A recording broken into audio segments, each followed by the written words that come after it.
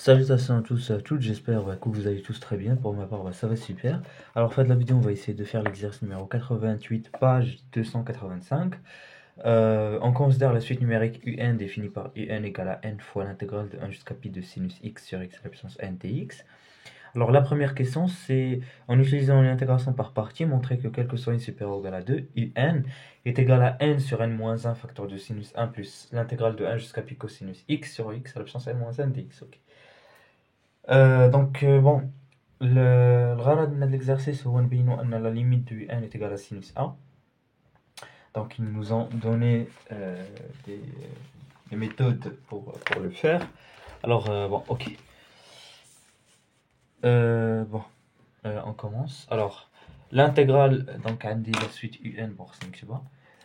Quel que soit n appartenant à n étoile, à terminer que un est égal à n fois l'intégrale de 1 jusqu'à pi de sinus x sur x à la puissance n dx. Voilà. Donc voilà, c'est ça l'intégrale. La suite d'Yelna. Donc la première question, c'est juste un calcul de limite. Donc l'intégration par partie.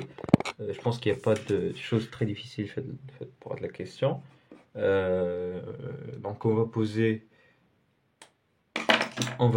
u.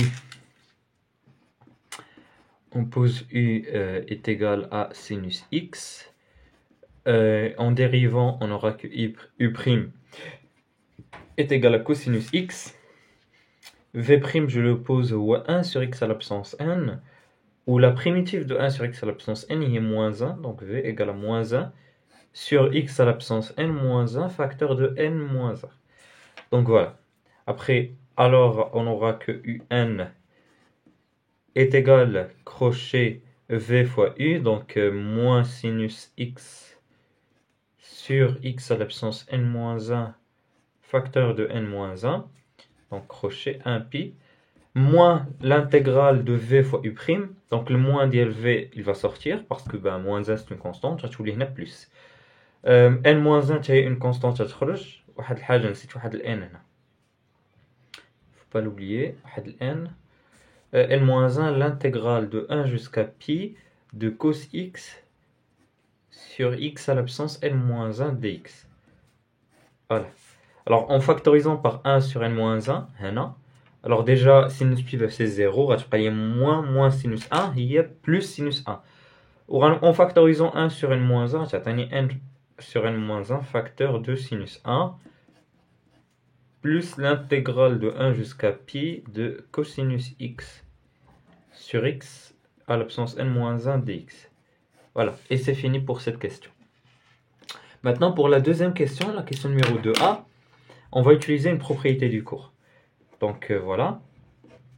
Alors, la valeur absolue de l'intégrale, donc la valeur absolue de l'intégrale de 1 jusqu'à pi de cosinus x sur x à la puissance n-1 dx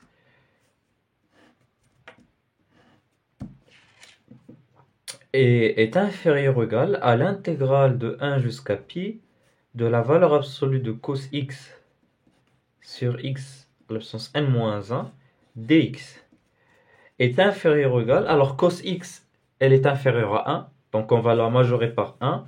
L'intégrale de 1 jusqu'à pi, bien sûr x à la puissance n-1 est toujours positif, donc il n'y a pas de souci avec ça. Donc on va dx sur x à la puissance n-1, car la valeur absolue de cos x est inférieure ou égale à 1. Voilà. Et on a démontré le résultat libre.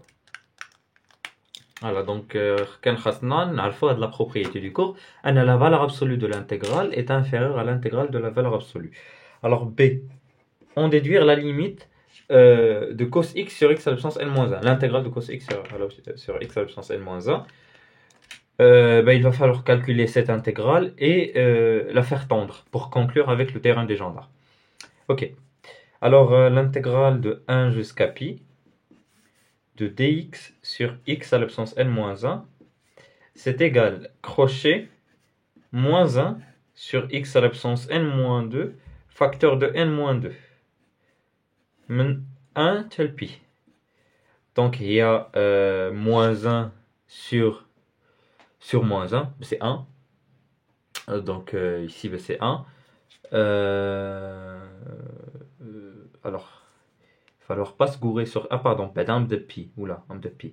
Donc il y a moins 1 sur pi à la puissance n moins 2. Facteur de n moins 2.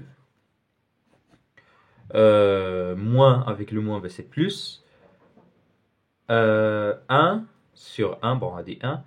1 sur... donc il y a 1, ben là. Sur donc 1 هذه مشات غتبقى لينا n moins 2 sur n moins 2, voilà. Bien, donc là il va falloir un petit peu multiplier avec pi à la puissance n moins 2, donc j'aurai pi à la puissance n moins 2 sur pi moins 1, hein, pi à la puissance n moins 2 n moins 2, le facteur de n moins 2, voilà. Alors la limite, bon, هذه غنمشي ندير واحد الحاجه factorisé par donc il y a 1 moins pi au carré sur pi à la puissance n sur donc on a pas n moins 2 parce que il faut que j'ai factorisé par pi à la puissance n moins 2. Au pi à la puissance n moins 2 il y a pi à la puissance n fois pi à la puissance moins 2 ou que ça fait mais quand factoriser on a que tous les pi carré sur pi à la puissance n, donc il n'y a pas de problème avec ça, c'est du calcul très facile. On a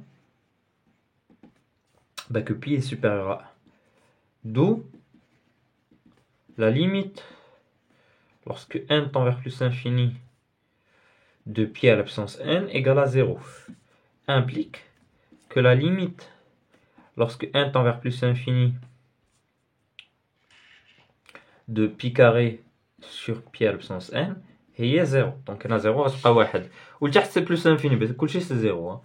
Alors la limite lorsque n tend vers plus infini de l'intégrale de 1 jusqu'à pi de dx sur x à la puissance n moins 1 égale directement à la limite lorsque n tend vers plus infini n moins 2 1 moins pi au carré sur pi à la puissance n est égal à 0.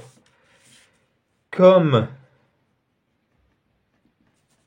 la valeur absolue de l'intégrale de 1 jusqu'à pi de cos x sur x à la puissance n moins 1 dx est inférieur ou égal à l'intégrale de 1 jusqu'à pi de dx sur x à la puissance n moins 1 qui tend vers 0, ceci implique directement que la limite lorsque n tend vers plus infini de l'intégrale de 1 jusqu'à pi de cos x sur x à la puissance n moins 1 dx est égale à 0. Voilà, et pour la dernière question, c'est pas très difficile. Donc la question numéro C.